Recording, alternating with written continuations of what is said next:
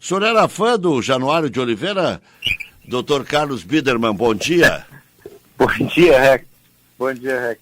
Tudo bem? Tudo. Com certeza. Januário foi um grande narrador aí, todo mundo era fã dele, né? As expressões fantásticas, né? Coisas que hoje se ouve pouco no nosso dia a dia aí, mas ele criou algumas expressões que as pessoas usavam, nem sabiam de quem era, mas ele era o grande autor daquelas frases que ele acabaste de citar aí.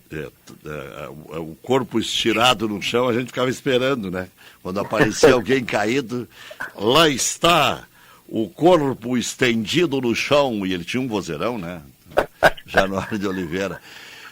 Verdade. Bom, os caras estão dizendo aqui que é do Silvio Luiz. Não é. Corpo estendido no chão, pode ser que o Silvio Luiz tenha usado também. Mas o Silvio Luiz tem 500 outras frases, né? Mas essa aí é do Januário. A calçada da fama mudou a regra, Dr. Carlos Biderman? Não, senhor, não mudou a regra. A regra não se muda.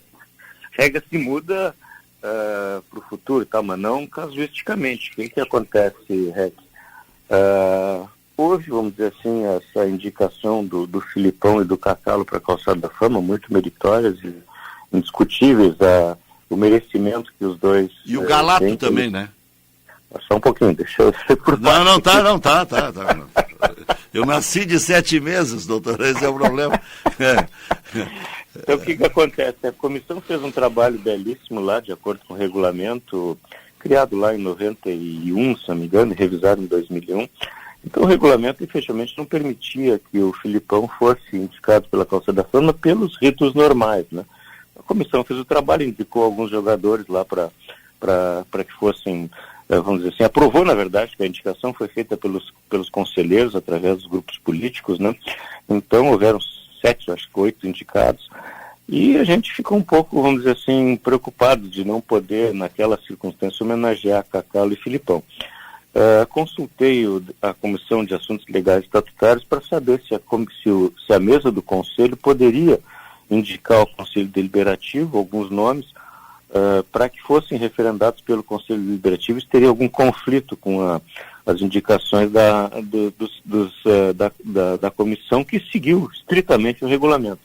Então, nós fizemos isso. A Comissão de Assuntos Legais e Estatutários aprovou e entendeu que nós poderíamos indicar nomes sujeitos à aprovação do Conselho Deliberativo. Foi o que nós fizemos. Então, se indicamos o Cacalo e o Filipão para votação, para aprovação pelo Conselho, foi aprovado por praticamente unanimidade dos conselheiros. Então, Cacalo e Filipão na calçada da fama. E aí segue o rito normal das indicações feitas pelos conselheiros, que foram aprovados pelo regulamento e pela comissão da calçada da fama. Então, foi aprovado também por maioria de votos, Galato e Oswaldo. Então, esse ano, como já aconteceu outras vezes na história do Grêmio, não é a primeira vez que isso acontece, nós vamos ter 4 nomes na calçada da fama em vez de 2. Então, Cacalo, Filipão, Galato e Oswaldo.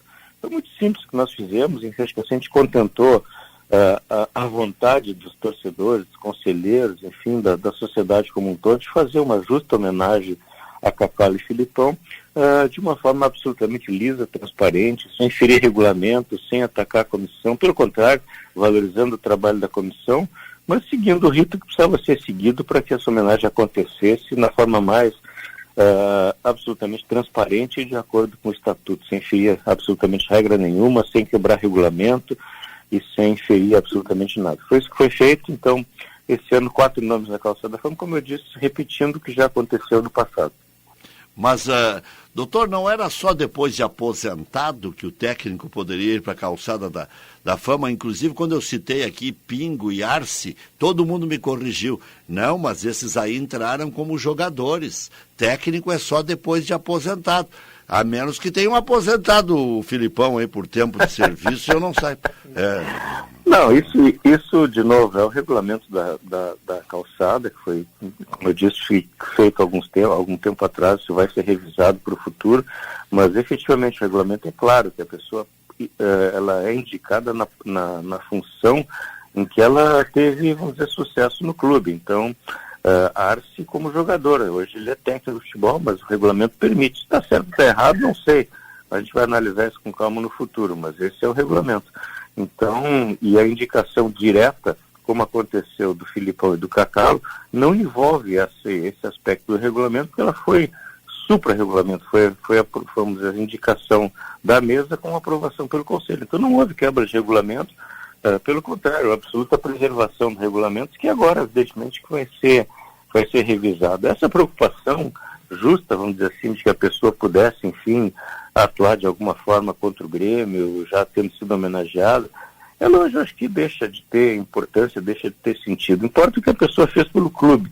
A vida dela posterior, enfim, não vai afetar, não vai mudar em nada aquilo que ela fez pelo clube.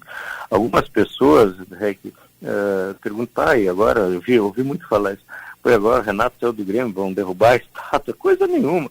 Os feitos do Renato e a imagem do Renato fica para sempre. O que ele fez pelo Grêmio é indestrutível, tá certo? Então, independente do que ele vá fazer pela frente, não importa, ele está lá, vai provavelmente ser treinador de alguma outra equipe, sei lá, Flamengo, agora não aceitou o Corinthians, e vai certamente enfrentar o Grêmio com a mesma dedicação que sempre defendeu o Grêmio. Isso não muda nada a história dele pelo Grêmio. A estátua está lá e vai ser preservada para a eternidade. Seria uma ignorância a estátua. Qual é a anta que sugeriu isso? Mas eu ouvi isso, eu cheguei a ouvir isso. É verdade, mas aí é brincadeira. O Renato pode ter contestação, e eu vivo contestando o Renato, e tomando-lhe pau também, na mesma proporção, porque contestar o Renato, contestar uma divindade é um problema muito sério, né? Mas o Renato, ele é a figura mais emblemática da história do Grêmio. Ele e o doutor Fernando Kreff, de repente, digamos, né? Sei lá. Mas o Kreff, por causa das múltiplas funções que teve dentro do clube em momentos cruciais. Luiz Carvalho tem um nome, né? Que bom que deram o nome do CT para Luiz Carvalho, porque o povo não conhece, mas nós conhecemos, nós mais velhos aí, né? O que foi eu não cheguei a ver ele jogar. Mas presidente, o senhor viu. Com certeza. E nem faz muito tempo, faz só 50 anos isso. Que nós somos jovens há mais tempo, né, doutor? Isso é que é verdade. Agora, tinha alguém que tinha preocupação que o Filipão fosse treinar o Internacional? Isso sim eu ouvi. Mas vá que a dona Olga convença o Filipão a treinar o Colorado, e aí ele está com o pé na calçada da fama. De novo, é que os feitos dele pelo Grêmio, os títulos dele, onde a gente relacionou na Renan do Conselho, os títulos dele lá no Grêmio, quem não se lembra da Libertadores de 95, Brasileiro de 96, Copa do Brasil 94, quantos campeonatos gaúchos ele ganhou. Então, toda uma história a revitalização do Grêmio depois de sair da segunda divisão, como foi feita, a criação de uma equipe fantástica, talvez para muitos a melhor equipe do Grêmio de todos os tempos. Então, poxa, aquela garra, vamos dizer, que fez a camiseta do Grêmio ser reconhecida mundialmente e usada mundialmente. Então, poxa, tudo isso tem o dedo do Filipão, do Cacalo, do Fábio Koch. E esse reconhecimento ao Filipão e ao Cacalo tem muito disso. Isso não vai mudar. A história não se apaga, a história se preserva, independente do que acontecer no futuro. Bom, agora outros podem sugerir, então, porque alguém deve lembrar, mas o doutor Olifaquim, naqueles anos 70, quando o Grêmio tinha uma crise infernal, ele e o doutor Flávio Opino foram fundamentais para deixar o Grêmio em pé. Vai haver esse tipo de comparação. O Paulo Nunes, alguém deve sugerir, né? Porque é para capitães, é para jogador em destaque, é para jogador indicado. O Oswaldo, por exemplo, nem se fala da qualidade que tem, né? Mas da época dele, tantos outros jogaram bola redondíssima. Wilson Tadei, Paulo Isidoro, né? Enfim, agora está aberto o caminho para outros também, né, doutor? Nós vamos revisar esse regulamento da Calçada da Fama, até para também não abrir demais o processo. Então, tudo isso vai ser analisado com calma. Agora temos tempo, a próxima indicação para a Calçada da Fama é só daqui a 2 anos, em 2023.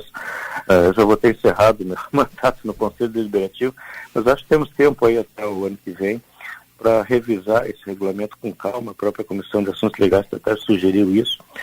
É um documento feito há muitos anos, em outra realidade, então acho que cabe essa revisão. e até fazer algum tipo de seletividade nesse processo.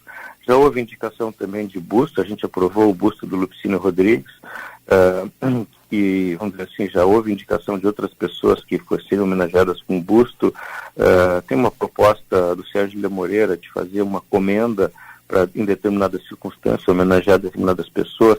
Mas tudo isso precisa ser regulamentado, definido, para que hajam critérios e que não sejam tomadas decisões casuísticas, enfim, que possam, evidentemente, trazer críticas aqui ou ali. Mas isso é do processo, tá certo? Mas que cabe uma revisão, cabe sem dúvida nenhuma.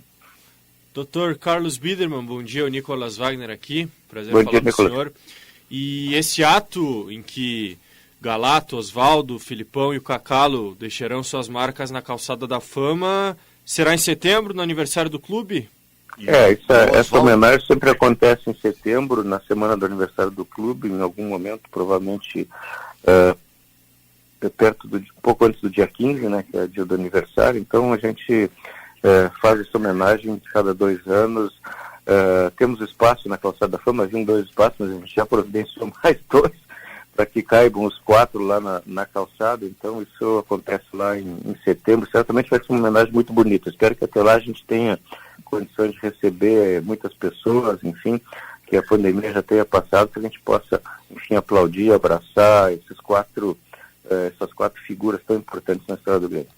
E uma outra pauta na reunião do Conselho de ontem, Dr. Biderman, a aprovação, né, das contas do superávit que o Grêmio teve nesse primeiro trimestre. Eu gostaria de um balanço do senhor, enquanto presidente do Conselho, desses números, superávit líquido de quase 20 milhões, e isso em meio a uma pandemia que a gente sabe da dificuldade que é para os clubes manterem as receitas em dia. Eu acho que isso, na verdade, não, só tecnicamente não é uma aprovação. As demonstrações trimestrais são simplesmente apresentadas no Conselho, mas com o parecer do Conselho Fiscal e parecer da Comissão de Finanças também, com o parecer dos auditores. Então, todo o rito foi seguido. Eu acho que é importante isso, foi muito ressaltado, tanto pelo Conselho Fiscal quanto pela Comissão de Finanças, o elogio à forma como essa administração vem tratando as finanças do Grêmio, com muita responsabilidade, com muito cuidado, com dinheiro em caixa, com endividamento bancário muito, muito baixo, com passivo em queda. O Amodeu ressaltou muito isso, um passivo em queda permanente. Então, essa responsabilidade com que o Grêmio vem tratando as suas finanças, isso é fundamental para projetar um Grêmio forte para a eternidade, né? Espero que aquelas dificuldades não voltem. A maioria dos clubes enfrenta muitas dificuldades, mas a maioria deles não, enfim, acaba sofrendo muito com isso. Olha aí os casos de Cruzeiro, Vasco, Botafogo, que sofrem em decorrência de más gestões financeiras. E o Grêmio tem muita responsabilidade com seus recursos. O quadro social, nesse ano e 3 meses de pandemia, caiu, mas caiu muito pouco, até depois da vitória do Campeonato Gaúcho semana passada. Houve uma recuperação, primeira vez que acontece um acréscimo líquido no número de sócios, mesmo sem a possibilidade de assistir os jogos, né, que é o grande atrativo de ser sócio do clube. A loja respondeu fantasticamente à contratação do Douglas Costas e ao título gaúcho. Então, as coisas vão muito bem nas finanças do Grêmio. Eu acho que essa administração tem que ser muito reconhecida pelo trabalho fantástico que vem fazendo, com muita responsabilidade. A gente está trabalhando num projeto de reestruturação da governança do clube, criando alguns elementos que a gente possa, enfim, não digo assegurar, mas trabalhar forte para que esses ciclos não voltem a acontecer no futuro, que muito prejudicou o Grêmio e prejudica outros clubes no cenário brasileiro. Ainda esses dias, conversando com um grande banco brasileiro sobre uma estruturação de algumas discussões sobre futebol e tal, e o pessoal dizia, o Grêmio está entre o seletíssimo clube de 2 clubes brasileiros que merecem, enfim, atenção pela responsabilidade da sua gestão financeira. Então é muito, muito feliz, fico muito feliz com tudo isso, eu sempre advoguei isso, e o Grêmio cresce com essa posição dessa administração. Muito bom saber disso, e isso certamente lhe encoraja, já que o senhor disse que está encerrando o mandato de presidente do Conselho, a pensar em trocar de cadeira. Eu vou para a cadeira de conselheiro, né, Rec? Não, mas pode ter uma cadeira ali esperando ali daqui a pouco. Vai ficar todo mundo brigando para ser o candidato do como é que é? Do comissário, né? E daqui a pouco, né? O senhor corre por fora, não? Não, Rec, isso é um assunto para o ano que vem, mas eu, enfim, acho que preciso cumprir esse meu mandato no Conselho. São 6 anos de muito trabalho. Acho que a gente teve uma evolução boa aí nas questões relacionadas ao clube. A pandemia atrapalhou um pouco, a ausência das reuniões presenciais, isso nos atrapalha um pouco, mas eu acho que a gente conseguiu evoluir em uma série de aspectos no clube, a pacificação dos movimentos políticos, enfim, a eleição de 2019 com muita tranquilidade. Então, as coisas vão muito bem. Eu acho que se eu conseguir encerrar dessa forma esses meus 6 anos, junto com o Bugin, querido e grande companheiro que me ajudou demais, me ajuda demais, baita cara. Então, se conseguir, vamos conseguir completar esse mandato, esses 2 mandatos, totalizando 6 anos, é o coroamento de uma gestão que eu acho que, enfim, nos deixa muito felizes e satisfeitos com o que nós fizemos. Doutor, ainda sobre a calçada da fama, quando do transporte do material do Olímpico para a Arena, houve alguma perda de material, né? E que alguma coisa se recuperou, outras não. Como é que o Grêmio repôs isso? O Grêmio conseguiu refazer? Porque tem gente que faleceu, né, nesse espaço de tempo e tudo mais. Como é que o Grêmio conseguiu repor essa situação, doutor? Eu não tenho essa resposta para ti, Rec, mas o que eu sei é que a calçada de cima está lá, com todos os homenageados que saíram do Olímpico e foram para lá. Não sei se houve alguma perda de qualidade no material que está lá colocado.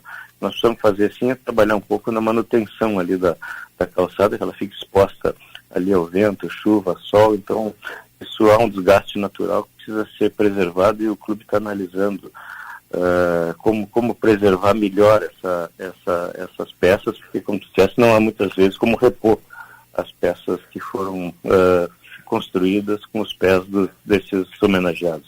Dr. Carlos Biedermann, presidente do Conselho Deliberativo do Grêmio, em contato conosco na hierarquia do futebol brasileiro. Em dinheiro, o senhor já disse, o Grêmio está entre os dois e tal, estabilidade pura, absoluta e bonita, né?